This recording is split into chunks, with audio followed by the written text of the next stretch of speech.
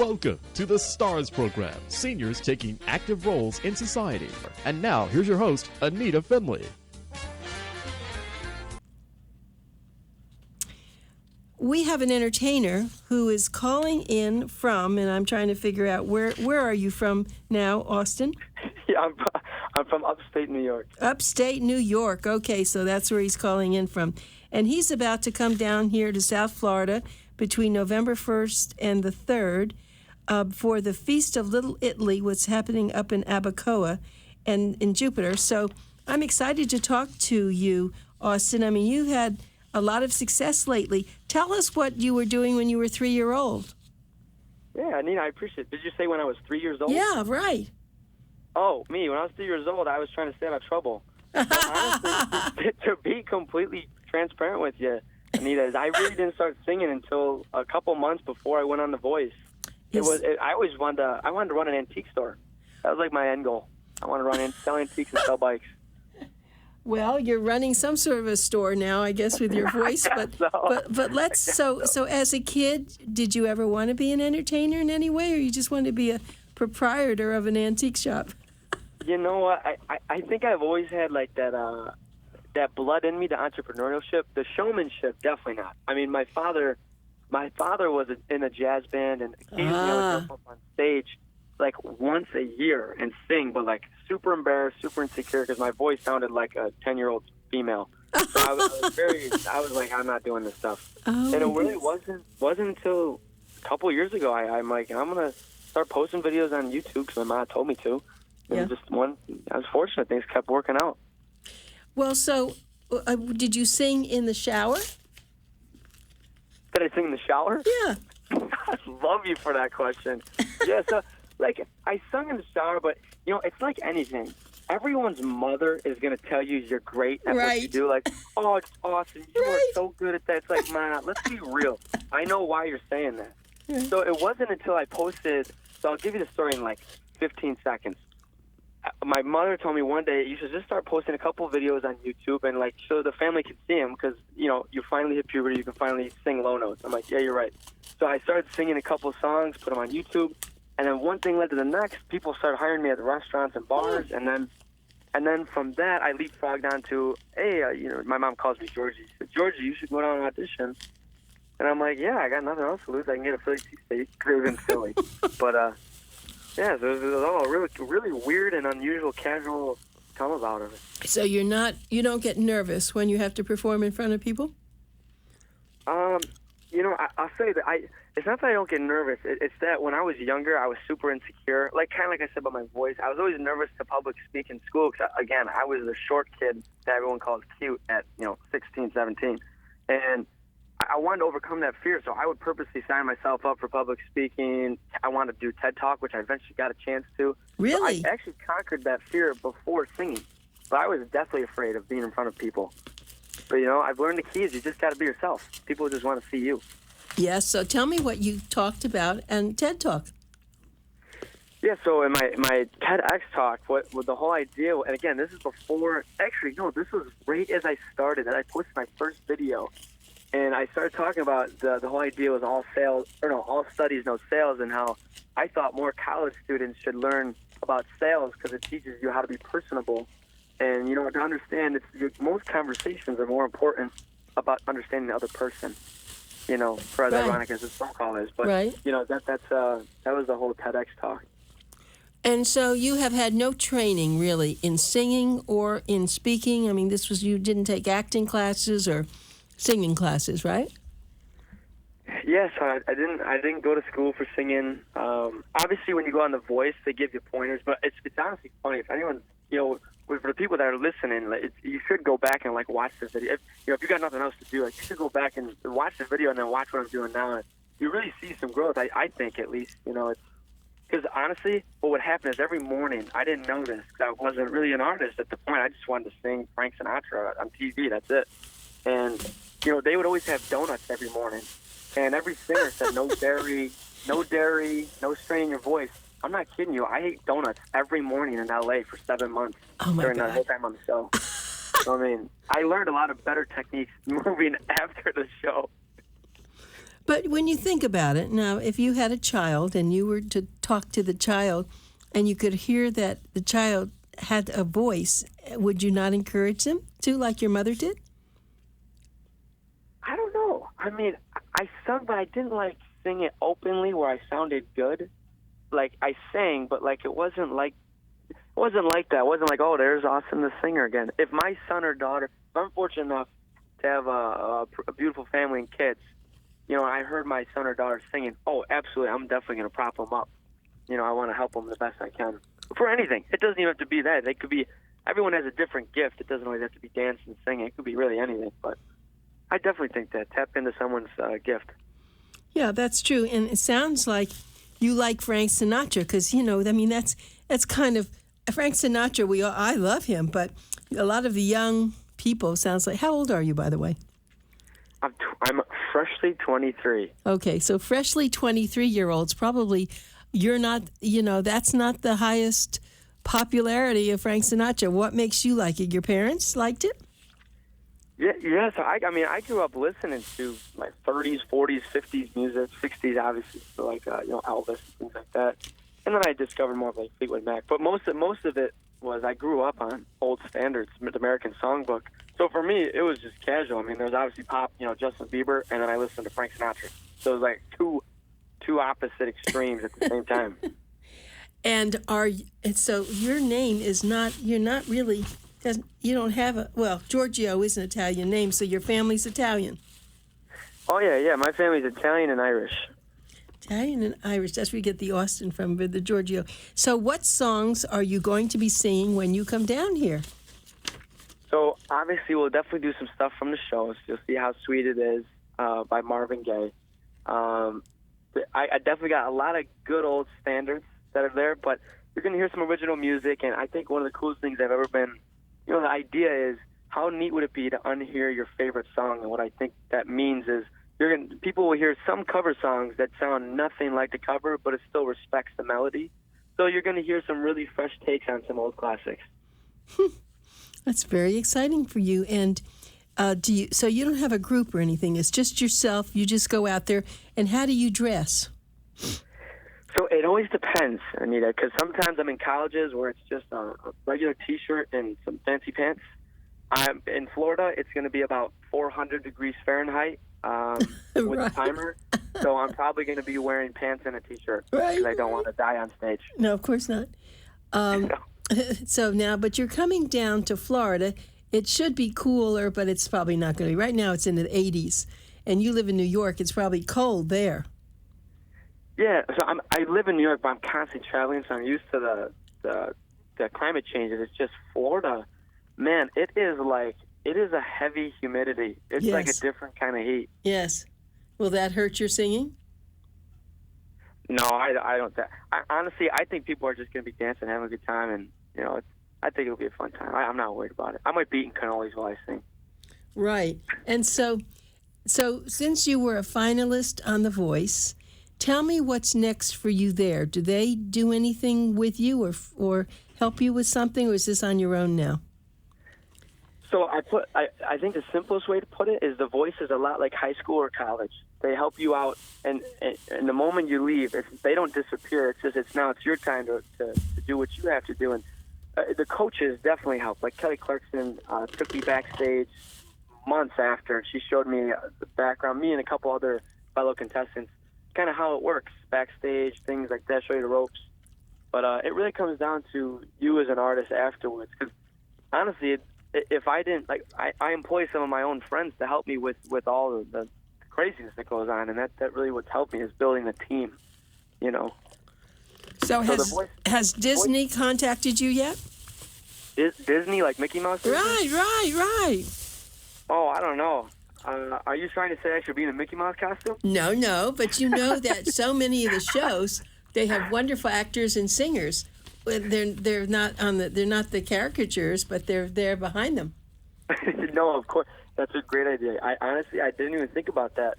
I would definitely do that because Disney's like the happiest place on earth. Right, and you have such a lovely voice. It's young, but it sounds beautiful, and I can't wait for you to sing. And I'm not going to ask you to sing on the radio now because it's too hard without accompaniment. But I'm going to be there, and I'm going to be watching for you. Anita, I can't wait to freaking meet you. Thank you so much for having me. Right, and is your mom and dad, do they go with you down to wherever you go?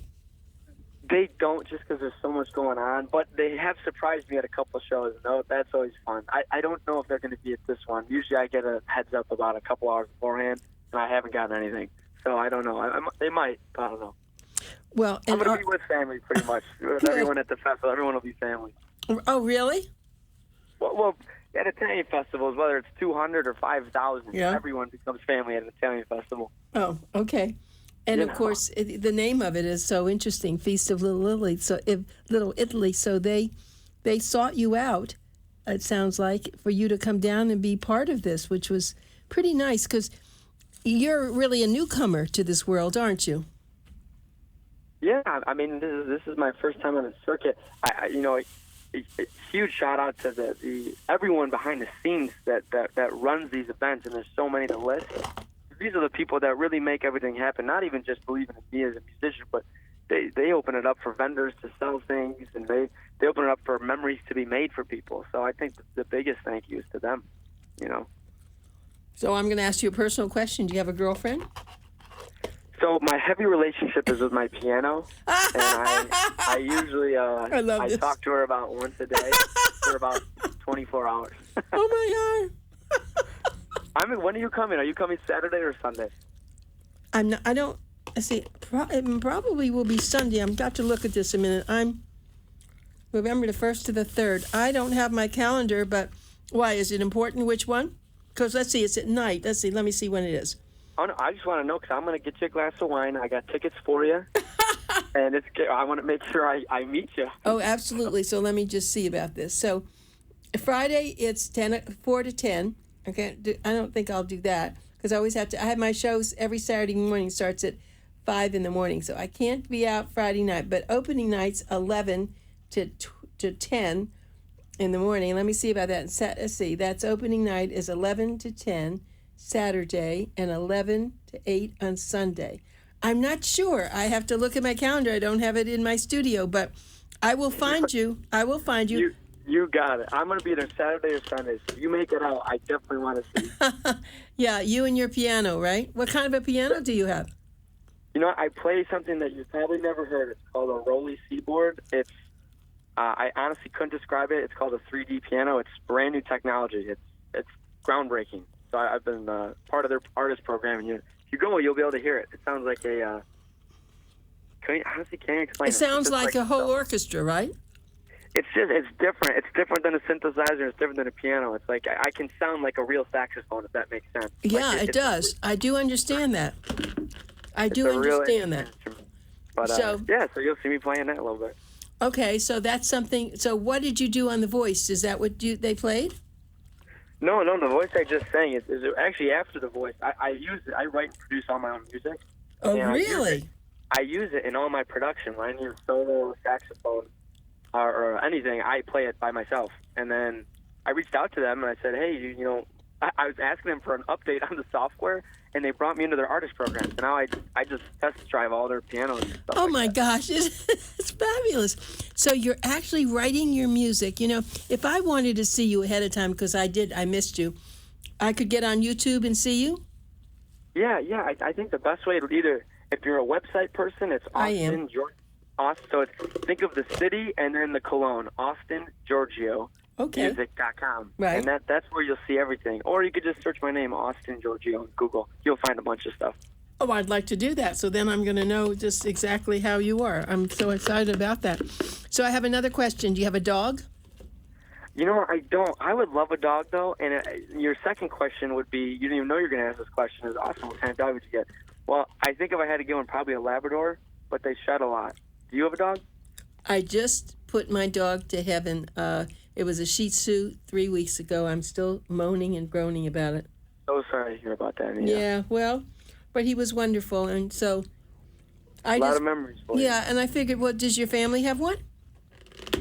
They don't. Most of my parents are always working. That's what I'm saying. When I have the moment, I am 100% getting a dog. I can't wait. Yeah, but you're young. Now, are you going to go to college, or have you been to college? Yeah, so I thank God this happened at the end of my college career. I did get my 4 years in business, and then right at the end of that I was on the show on my senior year of college. I was taking classes in between auditions. Oh my gosh, what school did you go to in New York? Yep, I went to SUNY Geneseo, which is like a business. Yes. Oh, so you have your business degree, which is great for you now because you'll need it as people start to throw contracts at you. And then you have to figure out, so now you have that, and now you have to figure out what your life's going to be. Is it, you think it's going to be on the road, or just, what do you think? What, if you could wave a magic wand, what would you want it to be like? I'll tell you, this is as straightforward as it can get. And this comes from the business side of who I am. I had to set goals of why I'm doing everything I'm doing. When I know, however I have to get there, I want to be able to touch, and I don't know how I can count this, but if I can touch 500,000 kids to be a better role model in pop culture for them, I'm out. That's the only reason I'm doing this, is because I listen to old music, because I like the morals and the class of back in the day, and I'm not complaining saying I wish it was the olden days. I want to help reinvent the new day so it has it in pop culture. That's why I'm doing it, whether I have to be on the road, singing, anything. I think that's my end goal. That's lovely. That's lovely. So I want everyone to know I'm talking to Austin Giorgio. He's a singer, entertainer. Apparently, he's a songwriter, and he's coming down. And I hope everyone. I'm just going to announce this again. He's coming down for the Feast of Little Italy, which is going to be. It's the 17th annual Feast of Little Italy. It's in the heart of Jupiter. And it's for a celebration of Italian food, music, art, and tradition, and it's in Abacoa. It's a weekend packed with music, comedy, classic cars, and Little Smiles Village served up family style. I love that. And there will be a lot of other entertainers, and there's going to be a lot of food, and you're just going to want to go there. So here, what we're going to do, though, is make sure that we go and see Austin. Now, we don't know when he's going to be on yet, but you have a chance of seeing him either Friday night, Saturday, Sunday, right? There'll be 3 times. So I'm there Saturday at 7 and then Sunday at 5. Oh, that's good to know. Okay, 7. I'm going to write that down right now. Saturday at 7. All right. Yep. And then Sunday at 5. 5. And will you be there Friday also or no? I'll probably be there. I don't know if I'm entertain Friday, but I'll probably be there. And how long do you entertain? Let's say Saturday at 7. How long would you be entertaining? 30 minutes? I can't remember off the top of my head. No, probably like an hour and a half. Really? Yeah, there'll be a good selection of music. Honestly, if anyone wants to check out the music, the best way to sum up kind of who I am is a song called "Walkin'," which is on I wrote and produced, and it's getting a lot of movement. Spell it. It's just like WALKING. Oh, walking. Okay. And then you can look up Austin Giorgio, and that song got picked up by Sony The Orchard. Oh, wow. So that's fantastic. You'll see. It's like it's like old but new sounding. It's kind of weird to explain it, but like. So you sit at a piano. You don't move around or dance. No, I am. I'm going to be jumping all. There's going to be a band behind me. Yeah, but I'll definitely be playing my role here and there. You'll see it, but it'll be a fun show. It'll be fun to watch. Usually, I honestly don't know why people trust me on TV or stages. Mostly because I lose control. So people will definitely have a good time watching. So they definitely want to be there. And what do you wear? So at this event, because it's so hot down here, I'm probably going to be wearing a fancy shirt and like kind of fancy dress pants a little bit. Mm-hmm. But I call it casual dress, meaning it looks sharp, but it's not overly dressed. I got that. Now, I have to make you promise that because you're young and you're getting famous pretty fast, that you don't let it go to your head so that you don't get into drugs or you don't get into any of the things that Frank Sinatra and Elvis and all those people did. Can you promise that? Anita, I'm going to tell you something that you might not even believe. I've never smoked a thing in my life. Good. I'm in it for a different reason. Good. I'm in it. There's an end goal. Good. But I appreciate it. Thank you. Thank you so much for taking the time. It was so nice talking to you. Well, it's interesting. This is what we have on our shows. We do a multitude of things. So, an example before, well, I don't know when we're going to play you, but I know we had We had a physician on talking about stem cells. And then we had a man that sells homes in large communities. And then we had a woman from that works in energy fields, and she's from Las Vegas. So it varies, and that's why we do this, because we want people to see. I have a magazine called Boomer Times, and that's also very eclectic. And so the more, the merrier, really. How cool is that? How long ago did you start the Boomer? 30 years. Magazine? God bless you. Good Right. for you. I'm like your parent. No, that's awesome. Yeah, so I did that. This has been your baby. Well, I have a master's degree in gerontology, and that's the studying of older adults and what they need and what they want. And so I mixed that with my other degree in radio, television, and film, and decided that I wanted to do something in communications. And so I, like you, found something that's my passion, and I've just been doing it and expect to do it until the last day I take a breath, I hope. That is incredible. Yeah. Let me ask you a question. I want to ask you a loaded question. Sure, load me up. If you could, you've probably been asked this. If you could have one person for dinner, and you could just talk to them, even if it's off air, who would you want to talk to? That's a good question. Well, it would be my husband, who passed away 2.5 years ago, who was a genius. So he'd be my first person. My second one. Wow. So you're saying someone famous. That's really what you're asking me. Who do I think of? No, it No, doesn't necessarily. have to be, because your husband might be the biggest celebrity in your life. I'm sorry to hear about that, and that's so sweet of you to say that. Well, he was 93, so he lived a wonderful life. He was very smart, and God bless him. And so let's see. The other person would be my mother. I'd love to have my mother come back. Wow. And now, where did your mother grow up? Well, we lived in Miami Beach most of our lives. Oh, gotcha. So I was actually born in the Bronx, only lived there till I was 3 years old. Then you're out of there. Right. Yeah, well, then they took me out, right? They're like, we're getting you in the sunshine. That's right, they Miami Beach. But I know the question you're asking me, and it's a good question. And who is it, and I would say famous or well-known, who is it that I would like to talk with? And I can't, isn't that interesting? I am not, it's a funny thing about me, I am not taken by famous people. Is funny, isn't it? It's funny as much as it's, everyone says, oh, I wanted to be with Frank Sinatra or Barbara Streisand or with President Obama or, something like that. That's not who I am, because I know they're just people with bodies and they have everything that we have.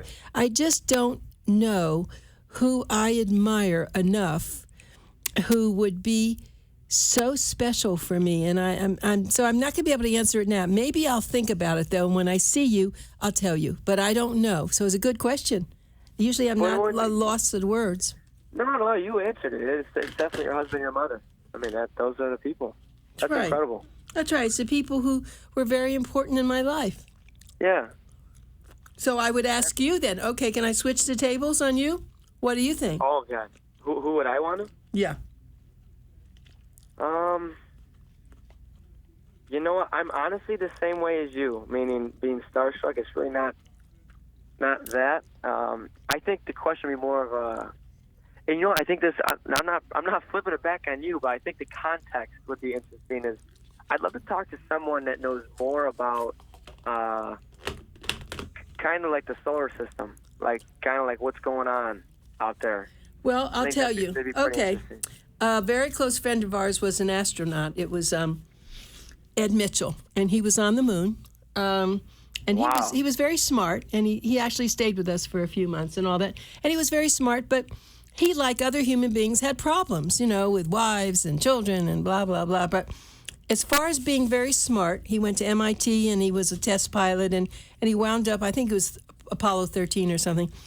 And and the thing, though, with him, he was very smart, but everywhere he went, people just clamored to touch him and see him and talk to him. And but he was just a human being. He just had a great experience, going to the moon, and that was exciting.